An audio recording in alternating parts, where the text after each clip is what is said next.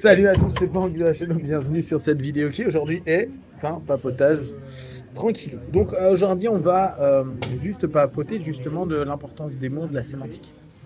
Non mais Oui, c'est hyper intéressant. absolument. Euh, Pourquoi c'est tellement important de pouvoir avoir les bons mots, les bons concepts et surtout pouvoir les verbaliser.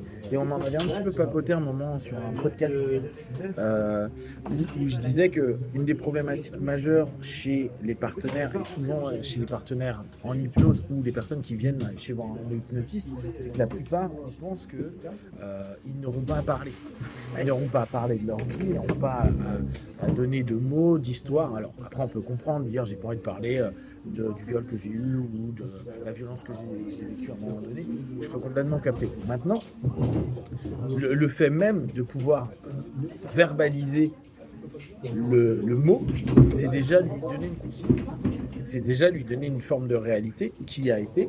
Et ça donne une capacité à ce moment-là de le placer dans une temporalité.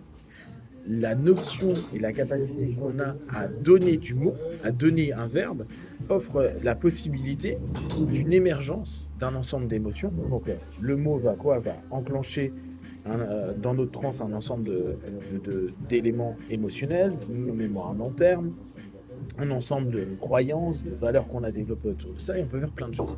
Un des gros problèmes qu'on a, c'est que beaucoup de personnes dans l'hypnose et dans la thérapie vont dire que c'est pas forcément important que la personne exprime le mot. Donc il peut y avoir des onomatopées, les tu comprends, t'as vu, etc., qu'on utilise hyper facilement. Et alors, je parle même pas de vous deux, là c'est carrément mort. Vous faites des omissions, vous commencez une phrase, vous arrêtez pendant 15 jours, et après on sait pas de quoi vous parlez. Mais on sait cette difficulté à verbaliser. Dans la notion, c'est que s'il n'y a pas de verbe, il y a incapacité d'expression de quelque chose que tu ressens, donc d'un concept. Si on n'arrive pas à exprimer un concept, ce concept reste en suspens, étant donné qu'il n'est pas exprimé. Il reste comme une suggestion à l'intérieur de soi qu'on n'arrive pas à donner forme. Ça reste un concept un peu vaporeux, et on n'arrive pas à lui donner une substance. Et si on n'arrive pas à donner une substance à notre malaise, à notre mal-être, ou s'il est non juste, on sent qu'on passe à côté. Le mot, il permet de matérialiser quelque chose. Sauf que moins on a de sémantique, moins on a de mots, moins on sait comment exprimer cette notion-là, moins on peut admettre l'existence même de notre pathos, parce qu'il est inexistant vu qu'il n'est pas verbalisé. Ça ne veut pas dire qu'il n'y a pas souffrance. Tu as une souffrance de quelque chose que tu n'arrives pas à déterminer. Et tant que tu n'arrives pas à le déterminer parce qu'il n'y a pas de mots, tu lui donnes pas un mot, tu ne nommes pas, tu es en galère. D'ailleurs, c'est une des forces des psychologues qui peuvent diagnostiquer, des psychiatres. Alors une force après qui peut devenir un contre-coup, une faiblesse, mais avec les DSM, etc. Mais c'est donner un moment cette capacité à se dire tu es ceci ou tu as cela. Et beaucoup de personnes vont dire putain, ça m'a fait du bien d'entendre que ça, c'est un nom.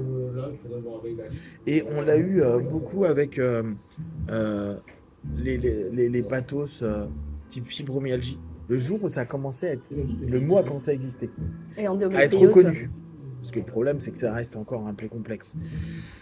D'un coup, les gens, ça va pas apaiser leur fibromyalgie.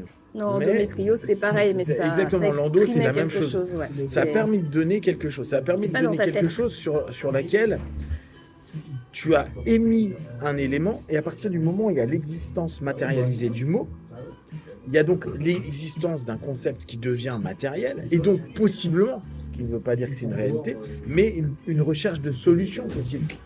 J'ai un pathos, je sais pas, j'ai une fracture. Le nom, on sait que ça emmène des conséquences parce que c'est connu et que c'est matérialisé avec un ensemble de faits de conséquences. On sait aussi qu'on va avoir dès lors des solutions potentielles par rapport à ça. Entre une personne qui dit je suis déprimé ou une personne qui est dépressive, même si les états peuvent s'y approcher et que souvent la déprime peut emmener à la dépression, le fait qu'on ne soit pas en dépression, c'est déjà un bon signe. la création même, la verbalisation et la possibilité de capter que c'est une déprime et pas une dépression, va faire que les actions que tu vas pouvoir mettre autour, la réalité après la verbalisation, là en l'occurrence c'est la dénomination plutôt que la verbalisation. La verbalisation, on pourra plutôt le prendre comme une notion, un moment qui sera la capacité à donner une émergence du concept que l'on vient soi. Mais quand on commence à avoir déjà un encodage qui est beaucoup plus clair, on sait qu'on peut chercher des solutions, ou peut-être qu'il y a déjà des solutions qui existent. Solution étant toujours encore un élément relatif, mais l'existence du pathos, la reconnaissance du pathos par soi-même, par l'autre, puis ou l'expression du dit pathos, devient quelque chose de possible. Donc si on n'a pas le mot, si on n'a pas le verbe, si on ne verbalise pas, ou si on n'identifie pas par le mot quelque chose, on passe à côté. On passe à côté et on laisse surtout en souffrance la personne qui n'a pas pu exprimer. C'est pour ça que le problème actuel de dire les gens utilisent peu de sémantique, parlent de moins en moins finement, qu'on utilise des langues plutôt conceptuelles et des notions qui vont être peu raffinées, c'est pas genre ouais vous êtes des abrutis, vous savez pas parler. C'est malheureusement si tu ne sais pas utiliser correctement le mot pour exprimer ta pensée, outre les aspects politiques que tu peux faire au travers de ça, pour nous, dans un rapport d'accompagnement à la souffrance, tu reviens quand même sur un élément où tu auras des personnes qui vont souffrir du fait de ne pas être aptes à se faire comprendre et à faire comprendre le pathos qu'ils ont, parce que pour eux, ils n'ont pas la capacité cognitive de définir cette notion-là. Sauf que l'existence est toujours là. Donc la souffrance. Et c'est là où je suis pas d'accord avec les copains en hypnose qui disent mais on s'en fout parce que t'as pas besoin de prononcer les mots, de dire les mots, d'émettre les mots. Ton subconscient trouvera les solutions, etc., etc. Merci les choubidous, mais on sait très bien que ça se passe pas comme ça. Par contre, quand les gens commencent à verbaliser, tu vois les gens qui d'un coup font putain mais c'est ce mot là, mais c'est exactement ça, c'est ce truc là, et tu vois d'un coup, et tu le vois, hein, c'est une rupture de pattern par rapport à l'ensemble des pathos qu'ils ont, où d'un coup ils disent putain c'est ça, c'est pour ça qu'on fait redéfinir constamment les mots des gens.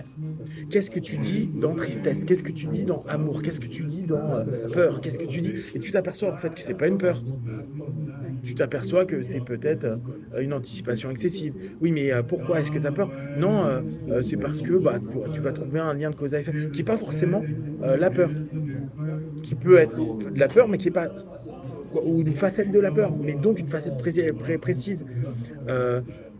Il y en a qui parlent d'angoisse, alors qu'en fait, on est sur un principe de peur. Oui, c'est pareil. Ben non, c'est pas vraiment pareil. Parce qu'une angoisse, tu vas pas l'aborder de la même manière qu'une peur. Et rappeler à la personne que là, elle n'angoisse pas, mais qu'elle a peur et que la peur est naturelle à ce moment-là, parce que ce qu'elle va faire est quelque chose qui fait peur, parce que c'est un inconnu, parce que c'est un imprévisible, mais qu'elle n'est pas dans l'angoisse, et que la personne arrive à définir la différence en elle entre quand je suis angoissé, je fais une crise d'angoisse, et quand j'ai peur, et plus cette association, parce qu'on ne définit pas correctement le mot, et qu'on dit c'est de l'angoisse alors qu'en fait c'est de la peur, mais rien que la capacité de pouvoir recadrer ton mot et de le redéfinir, c'est un recadrage purement psycho de base. Ça permet de replacer son identité interne par rapport à ça, et ça offre automatiquement une perception qui va être différente de ok là je vis quelque chose, est-ce que je suis angoissé ou est-ce que j'ai peur? Ouais mais j'ai l'impression que là je rentre dans une crise d'angoisse, ou est-ce que j'ai très peur?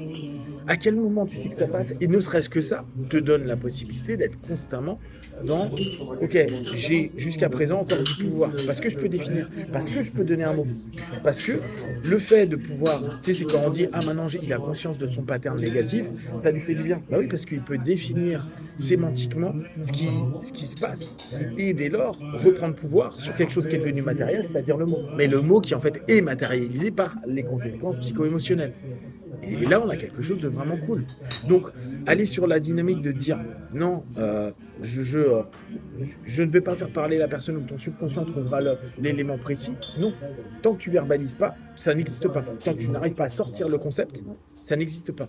Et là, si ça n'existe pas, ça n'existe pas en tant que réalité sur laquelle on peut s'opposer, vu que ça n'a pas été défini. Alors quelque chose qui n'est pas défini, tu ne peux pas le combattre. Tu ne peux pas combattre du vent. Il faut que le vent se nomme vent pour que tu puisses combattre le vent. Parce que sinon, c'est quelque chose qui se passe. Mais tu ne l'as pas défini. Tu pourras mettre ton kawaii quand tu sais que c'est du vent. Parce que si c'est autre chose, ton kawaii peut-être il ne sert à rien. Et c'est vraiment hyper important. Et ils ont souvent l'impression que c'est clair dans et leur on tête. fait un yamé.